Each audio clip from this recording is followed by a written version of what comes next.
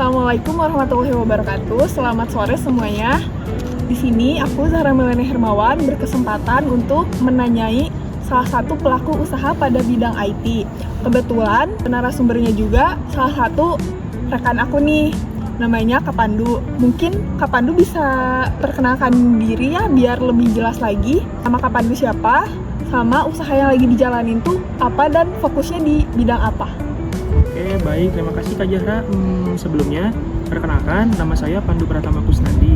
Saat ini saya salah satu pelaku usaha atau pendiri juga di Pemuda Kreatif Corp ya. Untuk saat ini Pemuda Kreatif Corp itu berdiri di bidang teknologi informasi atau software development. Tepatnya kita bermarkas di Kota Bandung sih Kak. Seperti itu. Nama software house-nya tuh apa tadi? Maaf? Nama software house-nya sendiri Pemuda Kreatif Corp sih Kak. Nah, untuk sejarah namanya itu diambil dari apa sih Kak? Oke, kalau sejarah, kita ngomongin sejarah gini sih Kak.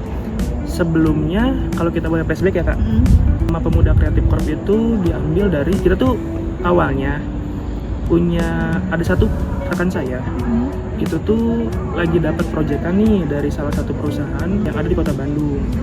Nah, dia tuh sedang mencari-cari rekan atau teman-teman yang sanggup untuk membantu dia. Nah, kebetulan kita waktu itu masih zaman Facebook ya Kak, di tahun 2018 gitu. Itu saling mencari nih. Saya juga kebetulan waktu itu lagi mencari proyekan karena butuh uang saku untuk jajan lah Kak. Nah, setelah itu kita di forum Facebook itu akhirnya ketemu nih. Kira 8 orang gitu kita dapat, dan itu pemuda semua, dan ya ada yang udah kerja juga, jadi itu untuk sampingan juga. Akhirnya dilihat dengan timnya, anggota timnya itu masih muda semua, jadi udah kita tuh punya visi jadi pemuda yang kreatif. Nah, kalau korpnya sendiri itu lebih ke impian, kalau kita tuh pengen jadi corporation yang lebih tinggi lagi, seperti itu sih Kak. Keren banget, berarti awalnya kalian tuh gak saling kenal gitu ya? Betul Kak, jadi kita juga awalnya ragu-ragu kayak, percaya nggak nih ada yang mungkin lebih tua dari saya, ada yang lebih muda dari saya. Tapi tujuan kita waktu itu pertama, yang penting project beres, klien senang, yang penting kita dapat uang, gitu sih Kak. Keren banget ya teman-teman, ini posisinya mereka tuh gak saling kenal, orang asing tiba-tiba bikin suatu usaha bersama gitu. Itu kepercayaannya tinggi sih untuk bisa di posisi kayak gitu. Oh iya Kak, satu lagi boleh saya menambahkan. Jadi banyak juga yang mengira itu malah Pemuda Kreatif Corp itu kan disingkat PKC.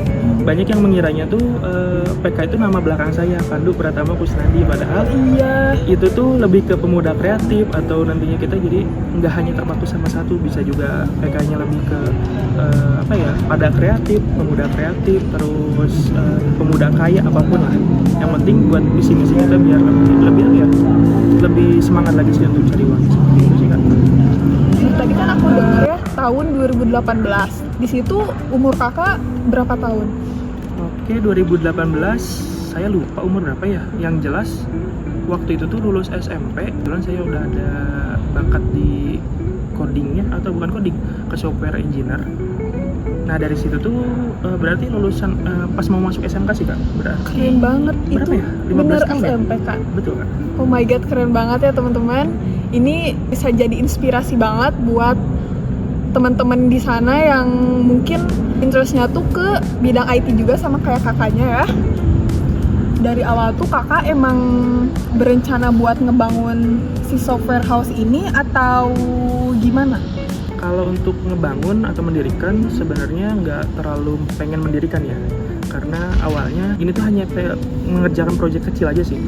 Mungkin buat yang lain proyek kecil, tapi buat saya proyek besar.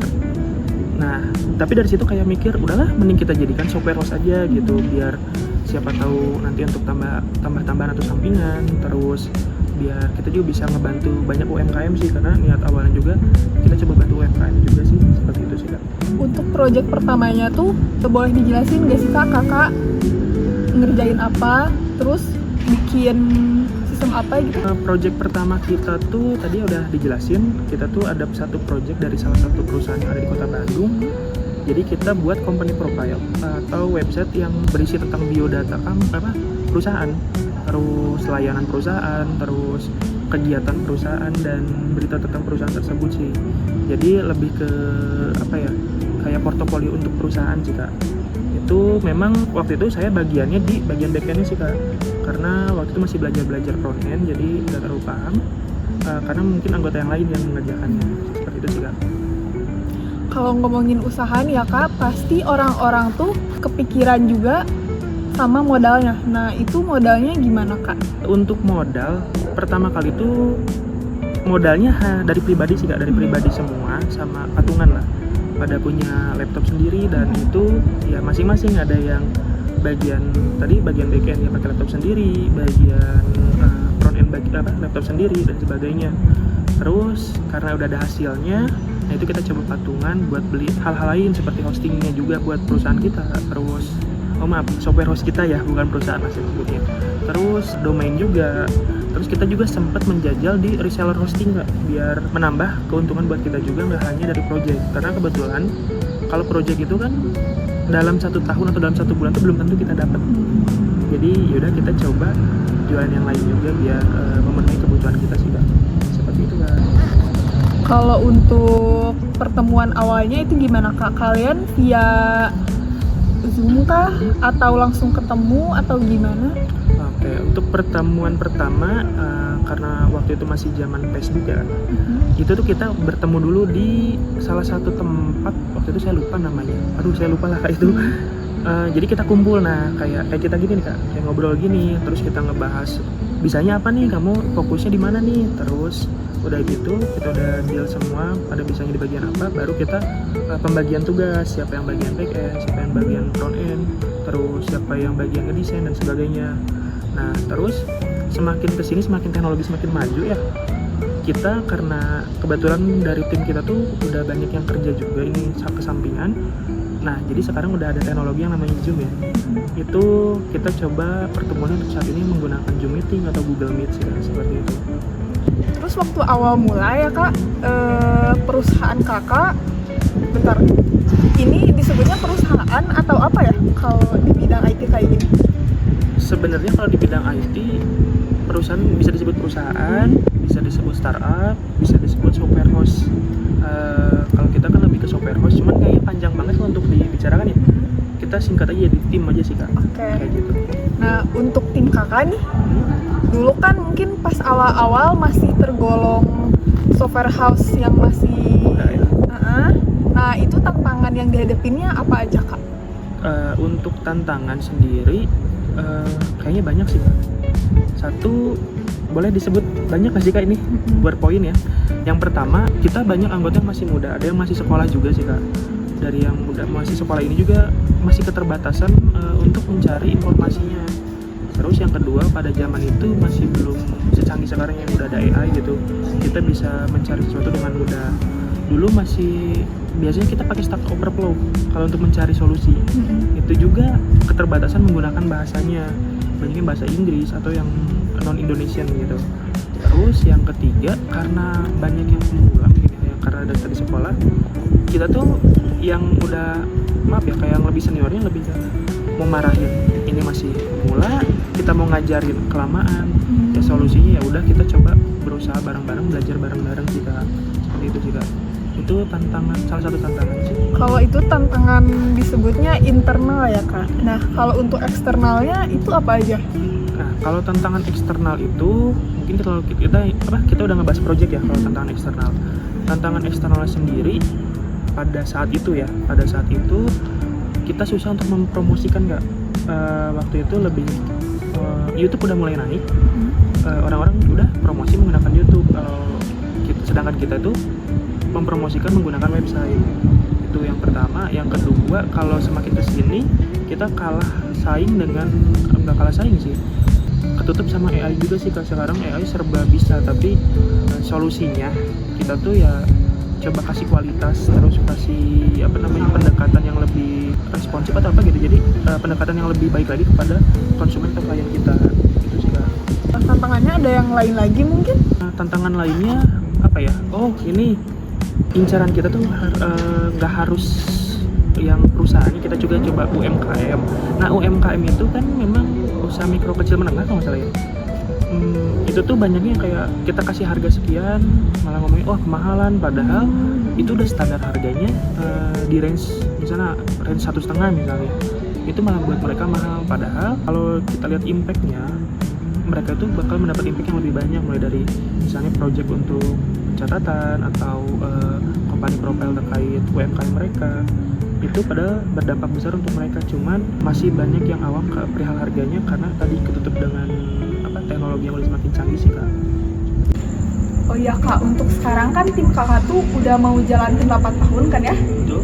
Nah, itu ada gak sih klien tetap kayak mereka tuh udah pernah pakai jasa tim Kakak tahun 2018. Nah, mereka tuh repeat lagi di tahun 2023, terus lanjut lagi misalkan di tahun 2024, ada kayak yang kayak gitu gak sih?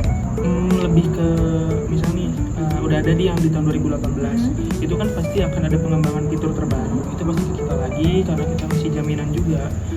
Kalau misalnya ada program kerjasama misalnya mau lanjut lagi, kita ada kasih penawaran harga yang lebih murah, itu yang pertama. Terus yang kedua, kalau mungkin tadi untuk perihal repeat, kita juga kan kebetulan masih jasa reseller hosting. Nah jadi mereka tuh bayarnya ke kita juga biar memperpanjang hostingnya setiap 1 tahun sekali, seperti itu sih Kak. Jadi selama 8 tahun ini ya masih ada gitu yang masih tetap berhubungan baik gitu klien sama kita. Kalau udah ngomongin klien nih Kak, kan perorangan tuh pasti beda-beda gitu gak sih? Kliennya? Ada yang kayak positif, ada yang negatifnya juga. Nah misal tim Kakak tuh berurusan dengan klien yang dalam kurung negatif gitu. Nah itu tim Kakak gimana sih cara memperlakukan mereka? Contoh negatifnya maksudnya kayak gimana? Misal saat proses requirement mereka tuh berbicara tentang kebutuhan A, B, C gitu.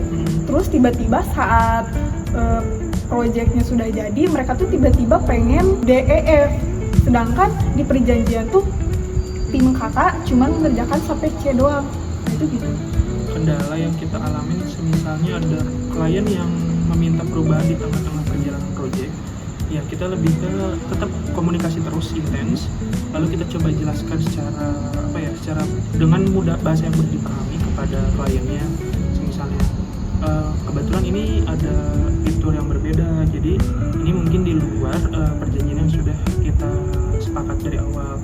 Kalau misalnya mau diubah, kemungkinan itu penambahan fitur nanti setelah proyeknya selesai. Dari situ kita juga harus tetap coba jalin komunikasi biar lebih nggak salah paham dan di jalan tuh sebetulnya selama proyek berlangsung tuh nggak keteteran juga kan kita kayak gitu sih. Berarti kuncinya di komunikasi ya Kak? Iya, komunikasi tetap nomor 1 ya.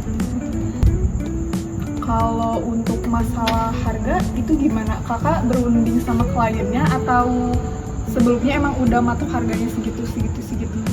Oke, kalau untuk fee atau pembayaran, kita sebenarnya ada 2 kali termin ya. Termin pertama itu untuk down payment atau uang muka, dibayarkan pada saat awal perjanjian kontrak. Lalu pembayaran keduanya, pembayaran terakhir itu dibayarkan setengahnya lagi pada saat program selesai dan kita telah mendemonstrasikan kepada pengguna gitu. Nah untuk tadi perjanjian biayanya itu biasanya kita udah kasih patokan harga dulu, range-nya misalnya anggap aja di range 12 juta sampai 24 juta. Nah nantinya si klien itu dapat negosiasi dulu dengan kami, supaya misalnya udah deal baru nanti kita obrolkan lagi dengan tim pembagiannya bagaimana, seperti itu. Tapi pernah ada gak sih yang klien tuh pengen harga di bawah 15 misalkan, sedangkan untuk jasa yang diminta si klien itu tuh bisa lebih dari 20 ke atas gitu, sedangkan klien mintanya 15 ke bawah. Nah itu gimana kan? Oke. Misalnya contoh tadi barusan ya, kita ngasih patokan harganya di angka 15 sampai 20 ke atas. 20 ke atas, oke. Jadi misalnya mintanya di 15 ke bawah, kita biasanya menerima, tapi dengan ketentuan nggak satu tim kita ngerjain. Mungkin kita pangkas lagi, misalnya hanya 2 yang mengerjakan, atau ada yang sanggup sendiri, ya udah kita sendiri saja, seperti itu. Jadi untuk menekan biaya juga, karena kita punya visi yang penting proyek berjalan, terus kita fokus sama UMKM juga, gitu lebih bagus. Nah kalau misalnya mereka minta negosiasi ya itu udah harus terjadi sih ya di dalam proses jual beli atau proses pembelian jasa itu kan negosiasi harus ada gitu, jadi ya mau nggak mau kita harus terima. Kalau ngeliat perkembangan teknologi sekarang ya kak, itu tuh kan udah banyak pesaing. Mungkin pesaingnya bukan hanya software house yang lain, tapi AI juga kan ya. Betul. Nah itu gimana cara tim kakak atau kakak sendiri menghadapi hal tersebut? Kalau untuk hal tersebut kita harus lebih lebih aware lagi, lebih meningkatkan juga, kita harus saling ikut-ikut bootcamp dan pelatihan lagi para timnya, para anggotanya, karena kita mungkin sekarang yang lebih dipilih itu dan yang lebih dicari itu di pasar ya, yaitu perihal automation web kayak gitu. Jadi aplikasi-aplikasi yang perihal automation yang berhubungan dengan AI, terus yang berbasis AI. Terus kalau misalnya ngomongin AI juga, kita ya mungkin semua pasti akan kalah, akan tergantikan oleh AI, tapi balik lagi AI itu nggak mungkin seperfect mungkin logikanya kalau misalnya kita tidak memberikan perintah yang bagus lah atau yang sesuai. Jadi kita mungkin masih bisa bersaing. Nanti saingannya kita itu AI itu tuh ya kita kembangin AI, sama jangan pernah mau kalah sama AI, nanti dengan cara coba terus improve hal baru ya, seperti itu sih. Untuk rencana sekarang tim kakak ada niatan untuk bikin produk sendiri atau memperluas layanan gitu gak sih? Meluas pelayanan atau membuat produk sendiri. Kalau membuat produk sendiri berarti kita lebih ke startup ya kan? Jadi misalnya dia satu perusahaan punya satu aplikasi yang dikembangkan terus, sedangkan kita kayaknya nggak mungkin kejar ke arah situ, karena software house kita tuh hanya untuk sampingan. Sekali di sampingannya itu juga digunakan untuk membantu UMKM juga kan, seperti itu. Jadi kayaknya tetap dengan yang ada, paling improve lebih ke kita merambah ke dunia multimedia yang lain, misalnya kayak jasa fotografi, terus editing video dan sebagainya, karena itu juga masih banyak yang membutuhkan sih, seperti itu Kak. Terakhir nih ya kak, ada gak sih tips sama saran gitu untuk mahasiswa IT yang pengen ngebangun software house-nya sendiri? Ada sih, jadi ini juga saya berpengalaman kan, dapat pengalaman dari guru saya dulu. Guru saya juga bikin bikin software house sendiri waktu zaman kuliah. Jadi dia pernah kasih pesan ke saya, jangan pernah takut untuk mencoba, kata dia. Ya akhirnya dari situ mungkin berdampak ke saya. Jadi mungkin saya kasih tips dan triknya kepada rekan-rekan semua. Kalau misalnya mau memulai itu harus dari sekarang, karena kalau nanti kita kan ketinggalan zaman. Terus jangan pernah takut untuk memulai, terus coba buat karya dulu, nggak apa-apa sederhana, yang penting punya karya. Setelah itu dikembangkan dan coba publikasi, percaya diri dulu aja, karena kalau misalnya kita udah punya karya, dari situlah kita punya niat untuk lebih berkembang lagi, gitu sih Kak. Karena udah banyak juga ya pertanyaan yang aku tanyain, dan jawaban Kak Pandu amat sangat memberikan insight baru buat kita semua, khususnya buat aku. Jadi mungkin kesimpulan yang dapat diambil dari sesi ini tuh, kita sebagai mahasiswa jangan pernah takut untuk buka usaha atau software house kayak tim Kak Pandu tadi. Intinya kita jangan pernah takut untuk memulai sesuatu hal yang baru. Aku berterima kasih sebanyak-banyaknya kepada Kak Pandu yang udah mau meluangin waktunya, yang udah mau sharing-sharing pengalamannya. Makasih banyak banget. Mungkin dicukupkan sekian ya untuk sesi kali ini. Assalamualaikum warahmatullahi wabarakatuh.